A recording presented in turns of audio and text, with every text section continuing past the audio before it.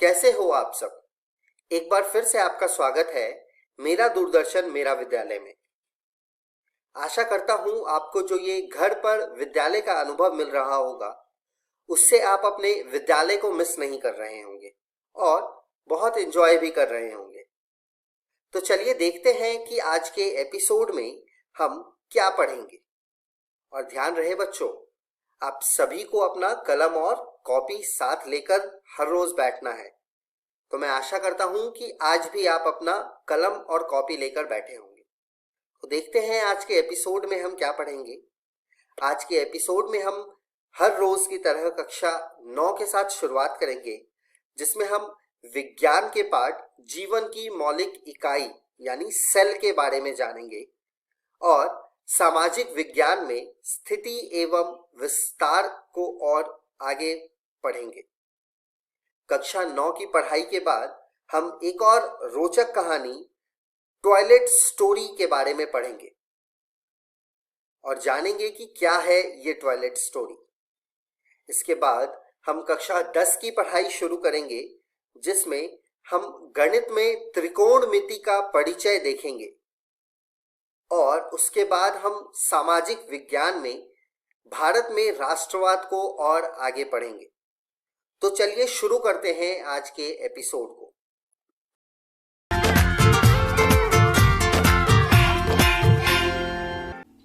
नमस्कार दोस्तों, आज हम जीवन की मौलिक इकाई अध्याय का दूसरा भाग समझेंगे।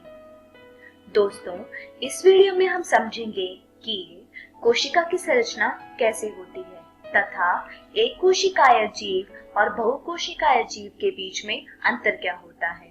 तो चलिए दोस्तों शुरू करते हैं। दोस्तों, जैसा कि हमने पिछले भाग 1 में पढ़ा था कि कोशिका को जीवन की सबसे छोटी इकाई कहते हैं। दोस्तों, अब हमने यह तो जान लिया था कि कोशिका को जीवन की सबसे छोटी इकाई कहते हैं, पर ऐसा तो नहीं है कि ये खाली होता होगा, इसके अंदर कुछ ना कुछ तो जरूर पाया जाता होगा। तो चलिए दोस्तों, अब हम यह जानने की कोशिश करते हैं कि कोशिका के अंदर कौन कौन सी चीजें पाई जाती हैं। दोस्तों, कोशिका के अंदर 3 प्रकार की चीजें पाई जाती हैं, जिसमें सबसे पहली है कोशिका झिल्ली, दूसरी है कोशिका द्रव्य और तीसरी है नाभिक। चलिए दोस्तों, अब हम इन्हें चित्र में देखते हैं। सबसे पहली है कोशिका झिल्ली, उसके बाद है कोशिका द्रव्य और नाभिक। दोस्तों, अब ये तीनों क्या और कैसे कार्य करते हैं हम वो देखेंगे। दोस्तों, सबसे पहले हम देखेंगे कि कोशिका झिल्ली क्या होती है। कोशिका झिल्ली को प्लाज्मा झिल्ली या 8 पारगम्य झिल्ली भी कहा जाता है। ये लिपिड और प्रोटीन से बना होता है। प्लाज्मा झिल्ली का कार्य यह देखना होता है कि कोशिका झिल्ली में क्या प्रवेश कर रहा है और कोशिका से क्या बाहर जा रहा है। यह कोशिका आंतरिक सामग्री और बाहरी वातावरण के बीच की सीमा होती है। दोस्तों, हमने अपने पिछले वीडियो में पढ़ा था कि कोशिका एक दीवारों से घिरा हुआ खाली स्थान होता है। पिछले वीडियो में हमने प्याज के छिलके का उदाहरण दिया था। चलिए दोस्तों, यहाँ हम फिर से वही उदाहरण देखते हैं। यह एक प्याज की कोशिका है। अब हमें इस उदाहरण में दीवारों से घिरा हुआ एक बहुत बड़ा सा खाली स्थान दिख रहा है, जिसमें कोशिका की जो बाहरी परत है उसे ही हम कहते हैं कोशिका झिल्ली।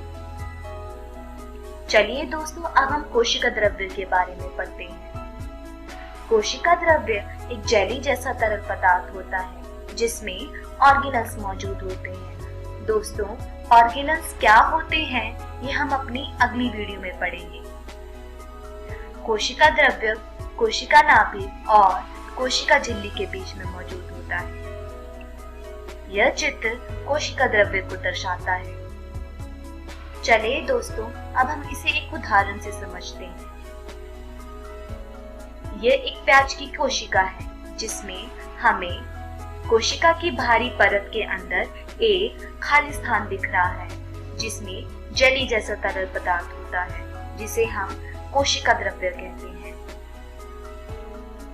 तीसरा है नाभिक। नाभिक में डीएनए मौजूद होता है और नाभिक को कोशिका का दिमाग भी कहते हैं। यह चित्र नाभिक को दर्शाता है।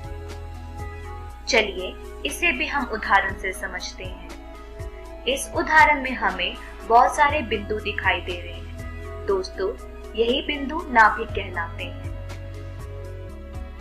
नाभिक की एक खुद की भारी झिल्ली होती है जिसे आणविक झिल्ली कहते हैं। आणविक झिल्ली का कार्य यह देखना होता है कि कोशिका द्रव्य से नाभिक में और नाभिक से कोशिका द्रव्य में क्या आ रहा है और क्या जा रहा है। आणविक झिल्ली के अंदर न्यूक्लियस, क्रोमैटिन और गुणसूत्र होता है, जिसमें न्यूक्लियस एक तरल पदार्थ जैसा होता है। क्रोमैटिन में डीएनए और प्रोभूजिन होता है। गुणसूत्र रोड जैसे दिखते हैं तथा यह क्रोमैटिन से ही बने होते हैं।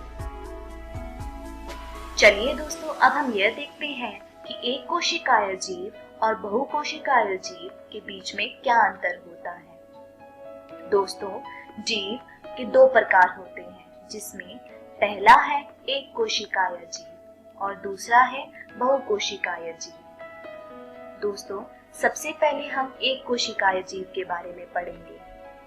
एक कोशिकाय जीव वह जीव होते हैं जिनमें केवल एक ही कोशिका पाई जाती है। उदाहरण है अमीबा, जिसमें भोजन अंतर्ग्रहण, पाचन अवशोषण, प्रजनन इत्यादि सभी क्रियाएं संपन्न होती हैं। जीवाणु तथा पैरामीशियम ऐसे जीव हैं जिनमें केवल एक ही कोशिका पाई जाती है। एक कोशिकाय जीव की उम्र कम होती है। चलिए दोस्तों, अब हम पढ़ते हैं बहुकोशिकाय जीव। बहुकोशिकाय जीव ऐसे जीव होते हैं जिनमें एक से अधिक कोशिकाएं पाई जाती हैं। उदाहरण है पौधे, कवक और पशु ऐसे जीव हैं जिनमें एक से अधिक कोशिकाएं पाई जाती हैं। कोशिका के विभिन्न आकार और आकार के आधार पर ये विशिष्ट कार्य करते हैं। प्रत्येक कोशिका में अलग अलग कार्य करने की क्षमता होती है।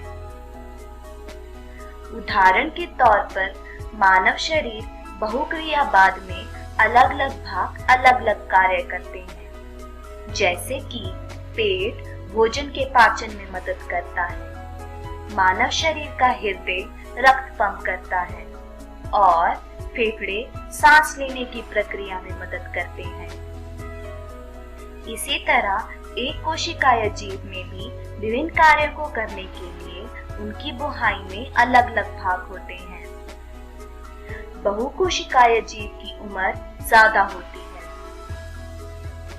कोशिका की अनेक आकृति होती है, जैसे कि गोलाकार, चौकोर, अंडाकार इत्यादि, जिसमें सबसे छोटी कोशिका माइकोप्लाज्मा नामक जीवाणु की होती है। सबसे लंबी कोशिका तंत्रिका कोशिका है तथा सबसे बड़ी कोशिका शुतुरमुर्ग के अंडे की होती है। सबसे बड़ा मानव कोशिका मादा डिंब है और सबसे छोटी मानव कोशिका लाल रक्त कोशिका है। दोस्तों, आज की इस वीडियो में हमने सीखा कि कोशिका की संरचना कैसे की जाती है तथा एक कोशिकाय जीव और बहुकोशिकाय जीव के बीच में अंतर क्या होता है। अगली वीडियो में हम सीखेंगे कि यूकैरियोटी और प्रोकैरियोटी के बीच का अंतर क्या है और पादप कोशिका और जंतु कोशिका के बीच का अंतर क्या है। दोस्तों, मैं आशा करती हूँ आपको आज का ये वीडियो समझ आया होगा। तब तक आप अपनी पाठ्य पुस्तक से आज के पढ़ाए इन विषयों को दोहराने की कोशिश कीजिएगा। धन्यवाद।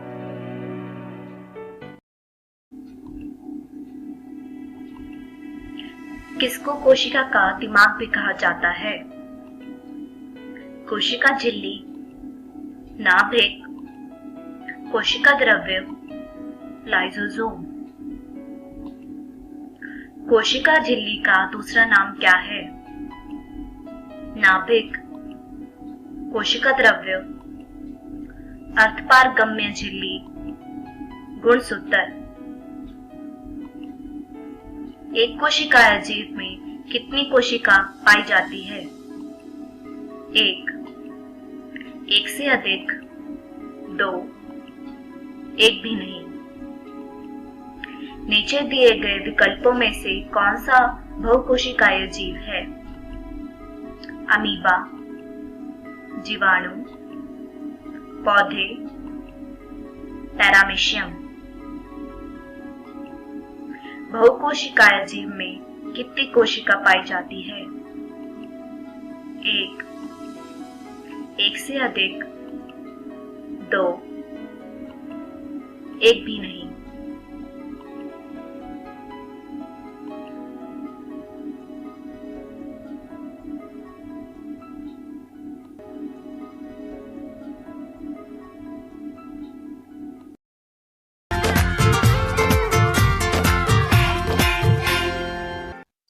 हेलो दोस्तों, आज हम पढ़ेंगे भूगोल के पहले पाठ स्थिति एवं विस्तार का दूसरा भाग।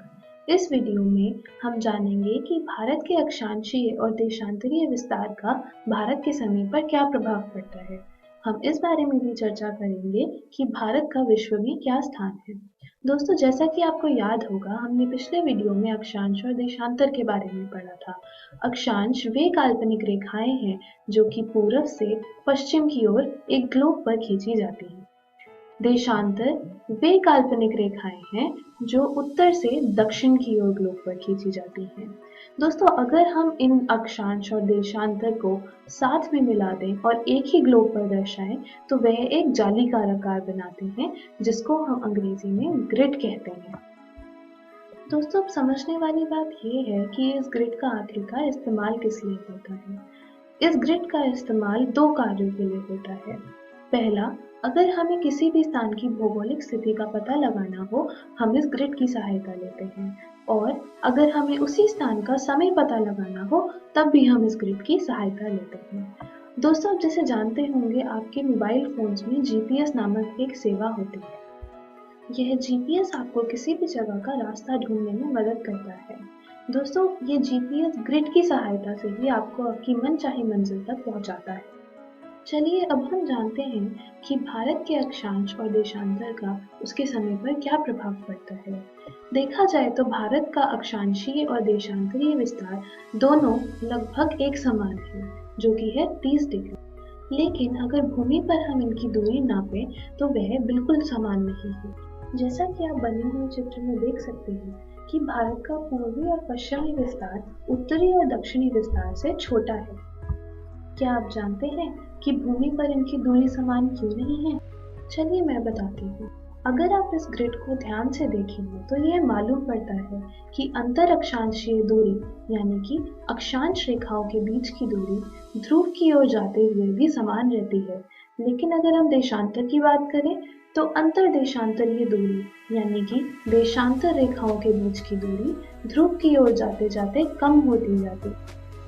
इसके कारण भारत के कई राज्यों में समय का अंतर होता है। उदाहरण के तौर पर हम अरुणाचल प्रदेश और कच्छ की बात कर सकते हैं। अरुणाचल प्रदेश और कच्छ के स्थानीय समय में 2 घंटे का अंतर है।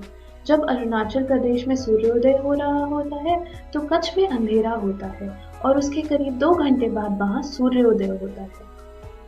अब दोस्तों, ये तो सीधी सी बात है कि हर राज्य का समय याद नहीं रखा जा सकता, इसलिए हर देश का एक मानक समय होता है और ये मानक समय उस देश की मानक देशांतर से निर्धारित किया जाता है।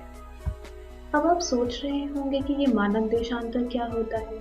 चलिए मैं बताती हूँ। अंतर देशांतरीय दूरी की वजह से बड़े बड़े देशों के राज्यों में समय का बहुत अंतर होता है, तो सहूलियत के लिए हर देश उस देशांतर से सिद्ध समय को मानता है जो देशांतर उस देश के लगभग बीच से निकलता हो। इस देशांतर को हम मानक देशांतर कहते हैं। भारत का मानक देशांतर इलाहाबाद से होकर निकलता है। चलिए, ये तो बात हुई भारत के अक्षांश देशांतर और समय की। अब हम बात करते हैं भारत के विश्व में स्थान की। दोस्तों, जैसा कि आपको ध्यान होगा, हमने पिछली वीडियो में पढ़ा था कि भारत दुनिया का 7वां सबसे बड़ा देश है, जो कि एक एशिया नाम के महाद्वीप पर स्थित है। अपने प्रायद्वीपीय आकार के चलते भारत हिंद महासागर के शीर्ष पर स्थित है। आप और भी कई महाद्वीप भारत के आसपास देख सकते हैं, जैसे कि यूरोप, अफ्रीका और ऑस्ट्रेलिया। चलिए अब हम भारत के पड़ोसी देशों पर एक नजर डालते हैं। भारत के पड़ोसी देशों की सूची काफी लंबी है। जैसा कि आप देख सकते हैं, कई देशों की सीमा रेखा भारत के साथ लगती है। ये देश हैं पाकिस्तान, अफगानिस्तान, चीन, बांग्लादेश, नेपाल, भूटान और म्यांमार। दोस्तों, अगर हम श्रीलंका और मालदीव की बात करें तो ये देश भारत के द्वीपीय पड़ोसी हैं। चलिए अब हम भारत के पड़ोसी देशों और उसके एक संगठन के बारे में बात करते हैं, जिसका नाम है सार्क। दोस्तों, सार्क का अर्थ है South Asian Association for Regional Cooperation. SAARC नामक यह संगठन आर्थिक और क्षेत्रीय एकता को बढ़ावा देता है। भारत, पाकिस्तान, बांग्लादेश, श्रीलंका, नेपाल, भूटान, मालदीव और अफगानिस्तान जैसे दक्षिण एशियाई देश इस संगठन का हिस्सा हैं। अब अगर हम भारत के पड़ोसी देशों पर नजर डाल रहे हैं, तो चलिए उत्तर पूर्व दिशा में स्थित भारत का एक पड़ोसी नेपाल और उसके रिश्ते भारत के साथ कैसे हैं, इस पर एक नजर डालते हैं। नेपाल हमारे देश का एक ऐसा पड़ोसी है जो सांस्कृतिक नजरिए से भारत के बहुत करीब है। नेपाल और भारत के घनिष्ठ संबंधों का कारण यह भी है कि दोनों देश हिमालय से निकली नदियों में सहभागी हैं। बिहार के मैदानी इलाके से गुजरती कोसी नदी हिमालय से ही निकलती है। दोस्तों, क्या आप जानते हैं, कोसी नदी को बिहार का शोक भी कहा जाता है, क्योंकि इस नदी में आई बाढ़ बिहार के कई राज्यों में हानि पहुंचाती है। दोस्तों, हमने जैसे इस वीडियो में पहले जाना कि कई देश भारत की सीमा रेखा के साथ आकर लगते हैं। इनमें से कुछ रेखाओं को खास नाम दिए गए हैं। चलिए हम इनके बारे में जानते हैं। भारत और चीन की सीमा रेखा को मैकमोहन रेखा कहा जाता है। वहीं भारत और पाकिस्तान के बीच स्थित सीमा रेखा को रैडक्लिफ लाइन कहा जाता है। चलिए दोस्तों, आज के पाठ में बस इतना ही। मैं आशा करती हूँ कि आज हमने जो भी पढ़ा आपको समझ में आया होगा। जाने से पहले हम एक नज़र डालते हैं कि आज हमने इस पाठ में क्या क्या सीखा। हमने जाना कि अक्षांश और देशांतर नामक काल्पनिक रेखाओं को अगर हम एक ही ग्लोब पर दर्शाएं तो उसे ग्रिड कहा जाता है, और यह ग्रिड हमें तब मदद करता है जब हमें किसी भी जगह की भौगोलिक स्थिति और उस जगह का समय जानना होता है। फिर हमने जाना कि किस तरह हर देश का एक मानक समय होता है जो कि उसके मानक देशांतर से निर्धारित होता है, और हमने यह भी जाना कि मानक देशांतर क्या होता है। फिर हमने जाना कि भारत विश्व का 7वां सबसे बड़ा देश है जो कई महाद्वीपों से घिरा हुआ है। भारत के पड़ोसी राज्यों के बारे में बात करते करते हमने ऐसे एक संगठन का नाम भी जाना जिसको हम सार्क कहते हैं। यह संगठन आर्थिक और क्षेत्रीय एकता को बढ़ावा देता है। दोस्तों, फिर हमने कुछ खास सीमा रेखाओं की बात करी। भारत और पाकिस्तान को जोड़ने वाली सीमा रेखा को रैडक्लिफ लाइन कहा जाता है, और चीन और भारत को जोड़ने वाली सीमा रेखा को मैकमोहन रेखा कहा जाता है। दोस्तों, याद रखिए, आप घर जाकर अपनी भूगोल की पुस्तक भारत भूमि एवं लोक का पहला पाठ स्थिति एवं विस्तार अच्छे से पढ़ सकते हैं। अगली वीडियो में हम भूगोल के पाठ 2 भौतिक स्वरूप, संरचना एवं उपचार को पढ़ेंगे। धन्यवाद। हेलो दोस्तों, ये है भूगोल के पहले पाठ स्थिति एवं विस्तार के दूसरे भाग का डेली टेस्ट। आपका पहला प्रश्न है, अक्षांश और देशांतर को मिलाकर बनने वाले जालीदार गोले को क्या कहते हैं? ग्लोब, धरती, ग्रिड या कर्क रेखा? आपका दूसरा प्रश्न है, अक्षांश और देशांतर से बने ग्रिड का क्या इस्तेमाल है?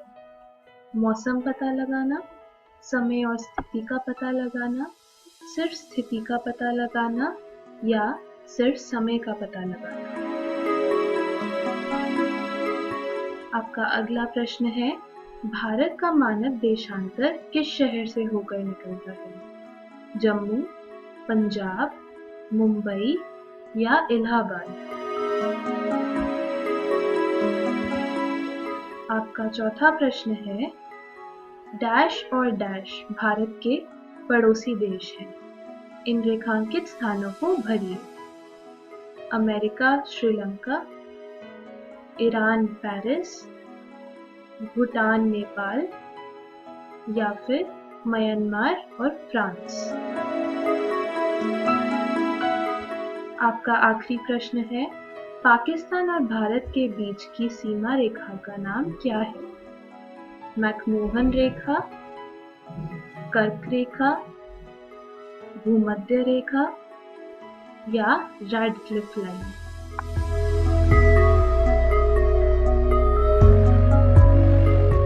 चलिए इन प्रश्नों के सही उत्तर जानते हैं।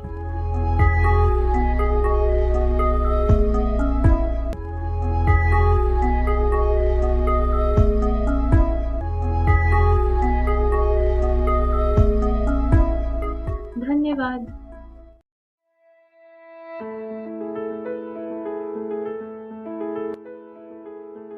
कोरोना, डरे नहीं, एहतियात बरतें। ग्रामीण भाइयों और बहनों, टीवी, मोबाइल, समाचार पत्रों के माध्यम से आप